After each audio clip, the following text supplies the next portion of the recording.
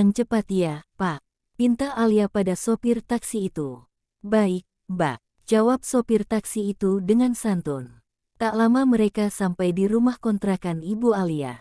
Setelah membayar tagihan taksi, Alia dengan cepat turun dari taksi dan berlari menuju rumah kontrakan ibunya. Dia dengan antusias mengetuk pintu rumah kontrakan itu. Wajahnya sangat cerah karena akan segera bertemu dengan ibunya. Aminah yang kala itu tengah berbaring di kamarnya terkejut mendengar ketukan pintu yang begitu keras dari luar rumah. Dengan tergopoh-gopoh dia membuka pintu itu. Mukanya langsung cerah seketika saat melihat putri satu-satunya itu berdiri di hadapannya. Tanpa pikir panjang mereka langsung berpelukan erat. Alia menangis kencang di dalam pelukan ibunya sedangkan Aminah dia juga ikutan menangis. Dia sudah sangat merindukan putrinya itu. Sedangkan Biinah, dia hanya melihat bagaimana mereka saling menumpahkan kerinduan dari hati mereka masing-masing. Alia, kamu baik-baik saja kan? Tanya Aminah sambil memandangi tubuh anaknya dari kepala sampai ujung kaki. Alia tidak apa-apa kok, Bu. Jawab Alia sambil memegangi tangan ibunya itu. Ayo masuk, jawab Aminah sambil menggandeng tangan putrinya itu. Ayo masuk sebentar, Bi. Ajak Alia pada Biinah. Aminah langsung melihat pada Biinah. Dia siapa, Alia? Tanya Aminah dengan heran. Oh, kenalkan, Bu. Ini namanya Biinah. Dia bekerja di rumah yang aku tinggali sekarang, jawab Alia. Biinah tersenyum kecil pada Aminah. Dia langsung mengikuti langkah kaki mereka memasuki rumah kontrakan kecil itu. Kamu kemana saja, Nak? Dari kemarin ibu sibuk mencari keberadaan kamu. Apa tuan muda itu berlaku kasar padamu? Tanya Aminah. Dari mana ibu tahu kalau aku bersama dengan tuan muda itu? Tanya Alia jangan heran. Ibu sudah tahu semuanya kamu bersama dengan tuan muda Reno Alexander kan? Ujar Aminah. Alia hanya mengangguk mendengar perkataan ibunya. Apa hubunganmu dengan tuan muda itu? Kenapa dia tidak membolehkan kamu bertemu dengan ibu? Tanya Aminah dengan heran. Maaf sebelumnya, Bu. Aku sebenarnya sudah menikah dengan Mas Reno, jawab Alia sambil menundukkan mukanya. Aminah sangat kaget mendengar jawaban dari putrinya itu. Menikah? Sejak kapan kamu menikah dengannya dan kenapa kamu bisa menikah dengannya? Tanya Aminah dengan raut wajah tak percaya. Aku menikah dengannya atas tawaran darinya, Bu, jawab Alia. Tawaran apa? Kenapa kamu seperti ini? Tanya Aminah dengan curiga. Aku tidak bisa berpikir panjang saat itu. Aku membutuhkan uang untuk biaya operasi ibu. Lalu tiba-tiba Mas Reno menawarkan untuk menikah dengannya dengan bayaran sejumlah uang. Tanpa pikir panjang aku menerima tawaran itu, Bu. Dan sekarang aku harus mematuhi semua perintah darinya, jawab Alia dengan mata berlinang. Ya ampun Nak, kenapa kamu bisa sinekat itu? Kenapa kamu mau berkorban sejauh itu demi ibu? Tanya Aminah dengan rasa bersalah yang begitu besar. Dia sangat terkejut dengan alasan Alia menikahi laki-laki yang sangat angkuh itu. Maafkan aku, Bu. Aku hanya ingin ibu segera sembuh dan mendapat perawatan yang baik. Aku tidak memikirkan yang lainnya, jawab Alia. Lalu sekarang bagaimana? Apa kamu tidak boleh bertemu dengan ibu lagi? Bukan seperti itu, Bu. Untuk sementara ini Mas Reno memang memintaku untuk tidak menghubungi ibu terlebih dahulu. Karena dia takut rekan bisnisnya akan mencari tahu tentang asal-usul diriku. Karena Mas Reno tidak ingin seorang pun tahu dari mana aku berasal, jawab Alia mencoba menenangkan hati ibunya. Tapi sampai kapan? Tanya Aminah.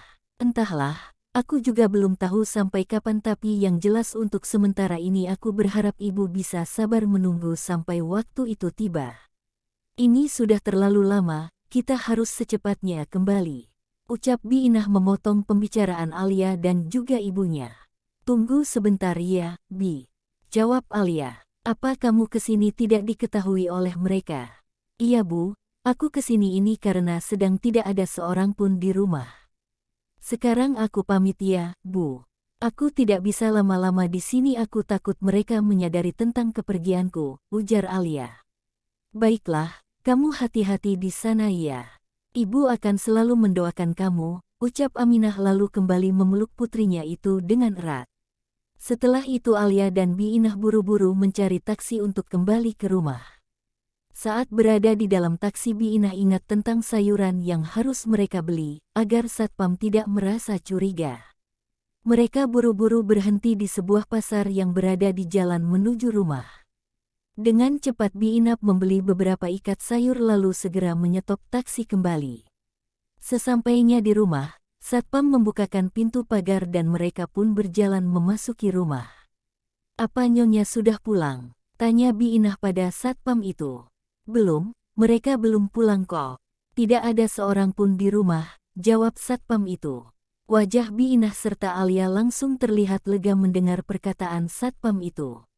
Mereka langsung memasuki rumah. "Bibi, terima kasih banyak ya, sudah mau menemani aku bertemu dengan ibuku." "Aku sangat senang sekali," ucap Alia sambil memeluk erat Biinah. "Iya, sama-sama Non. Bibi mengerti akan kesulitan Non Alia. Tapi ini untuk yang terakhir kalinya Bibi membantu Non untuk keluar dari rumah ini. Lebih baik Non sabar saja untuk sementara waktu ini. Bibi yakin, suatu saat nanti Den Reno akan membolehkan Non Alia bertemu dengan ibu Non." Hibur Biinah. Alia hanya bisa menganggukkan kepalanya mendengar nasihat yang diberikan oleh Biinah. Alia langsung memasuki kamarnya untuk istirahat. Pikirannya sedikit lebih tenang setelah bertemu dengan ibunya. Keadaan ibunya juga lebih baik. Alia sangat merasa bersyukur. Setidaknya pengorbanannya menikah dengan Reno tidak sia-sia. Baginya, ibunya adalah segalanya. Semenjak ayahnya meninggal, Alia sudah berjanji untuk selalu membahagiakan ibunya. Tiap kali melihat ibunya, hati Alia selalu merasa kasihan. Kehidupan mewah yang dulu selalu dijalani oleh ibunya harus berakhir setelah ayahnya meninggal. Hidup miskin dan serba kekurangan terpaksa mereka jalani beberapa tahun belakangan ini. Yang paling membuat Alia sedih adalah dia terpaksa putus kuliah demi menghemat biaya hidup mereka. Kalau saja dia bisa menyelesaikan kuliah, tentu saat ini dia bisa mencari pekerjaan yang lebih baik dan dia tidak harus berada dalam kondisi yang menyedihkan seperti ini. Saat tengah termenung sendirian di kamar, tiba-tiba dia kejutkan oleh kedatangan Biinah. "Non, di bawah ada Non Natasha. Dia ingin bertemu dengan Non Alia," ujar Biinah. Alia memicingkan matanya mendengar nama Natasha.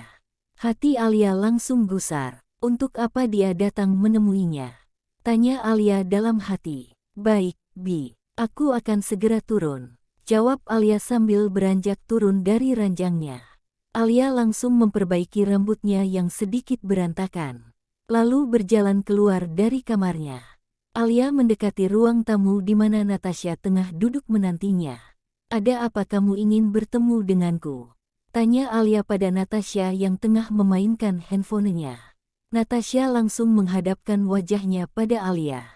Dan dia langsung menatap tajam pada Alia. Wajahnya yang cantik terlihat sangat tidak suka pada Alia. "Aku kesini cuma ingin bertemu dengan Mama Reno, tapi karena dia tengah pergi tidak salah jika aku ingin bicara denganmu." "Apa yang ingin kamu bicarakan padaku?" Alia duduk di sofa yang tidak jauh dari Natasha. "Aku minta agar kamu segera pergi dari kehidupan Reno. Dia adalah milikku, dan aku ingin segera bisa menikah dengannya. Gara-gara kamu, dia tidak mau memaafkanku," ucap Natasha dengan marah. Alia tersenyum kecil mendengar perkataan Natasha. Tidak dipungkiri oleh Alia, Natasha memang perempuan yang sangat cantik dan seksi. Dari penampilan dia saja, Alia bisa menilai bahwa dia juga berasal dari keluarga yang kaya sama seperti Reno. "Aku tidak pernah merebut siapapun darimu. Aku menikah dengannya di saat kamu telah meninggalkannya, lalu kenapa sekarang kamu malah marah padaku?" tanya Alia pada Natasha. Natasha langsung gondok mendengar jawaban Alia. Dia tidak menyangka perempuan itu berani menjawab perkataannya. "Apa kamu bilang? Apa kamu berani membantah ucapanku? Harusnya kamu sadar diri. Kamu itu cuma perempuan miskin yang dibayar Reno agar mau menggantikan posisiku. Sekarang aku sudah kembali, dan aku harap kamu segera meninggalkan kehidupan Reno untuk selamanya. Ujar Natasha dengan suara nyaring. Maaf, tapi aku tidak akan pergi sebelum Mas Reno sendiri yang menceraikan aku. Apa? Kamu berani berhadapan denganku? Apa kamu tidak takut sedikitpun? Aku bisa bertindak nekat padamu. Aku juga bisa membuat hidupmu dan juga hidup ibumu itu makin menderita. Ancam Natasha pada Alia. Jangan coba-coba untuk mengusik kehidupan ibuku. Aku tidak akan terima itu. Balas Alia tak mau kalah. Natasha menyeringai marah. Ternyata Alia bukan perempuan lemah yang selama ini dia sangka. Dia langsung bangkit dan mendekati tempat Alia duduk. Aku hanya memperingatkan kamu, jika dalam waktu dekat ini kamu belum juga meninggalkan rumah ini, maka jangan salahkan aku jika ibumu itu berada dalam masalah. Jangan coba-coba mengancamku. Seharusnya kamu yang merasa malu. Bukan aku yang merebut Mas Reno darimu, tapi kamu yang meninggalkannya. Kalau memang kamu mencintainya, lalu kenapa kamu meninggalkannya di saat hari pernikahan kalian? Itu bukan urusanmu. Dasar perempuan tak punya harga diri. Jawab Natasha dengan marah. Jangan memanggilku seperti itu. Kamu yang tidak punya harga diri, bukan aku. Jawab Alia dengan keras juga. Apa kamu bilang? Kamu berani berkata seperti itu padaku? Plak. Sebuah tamparan keras Natasha layangkan pada wajah mulus Alia, sehingga menimbulkan bekas tamparan yang memerah di pipi Alia. Mata Alia memerah menahan sakit. Dia bisa merasakan sakit dan rasa panas yang menjalari pipinya. Kamu tidak bisa seenaknya menamparkan orang seperti ini. Jawab Alia dengan keras. Tanpa menunggu jawaban dari Natasha, Alia langsung membalas tamparan Natasha tepat di pipi kiri Natasha. Tubuh Natasha langsung terhuyung ke belakang. Dengan refleks, Natasha langsung meringis menahan sakit sambil memegangi pipinya yang terasa sakit. Belum sempat Natasha berucap, tiba-tiba suara keras Lastri datang dari pintu depan rumah itu. Alia, apa yang kamu lakukan? Kenapa kamu menamparkan wajah calon menantuku? Ucap Lastri sambil berjalan tergesa memasuki ruang tamu. Dengan sigap dia langsung meraih tubuh Natasha dan memeluknya dengan erat. Ma, dia sangat brutal sekali. Aku hanya bicara baik-baik padanya, tapi dia malah berlaku kasar padaku. Pipiku sangat sakit, Ma.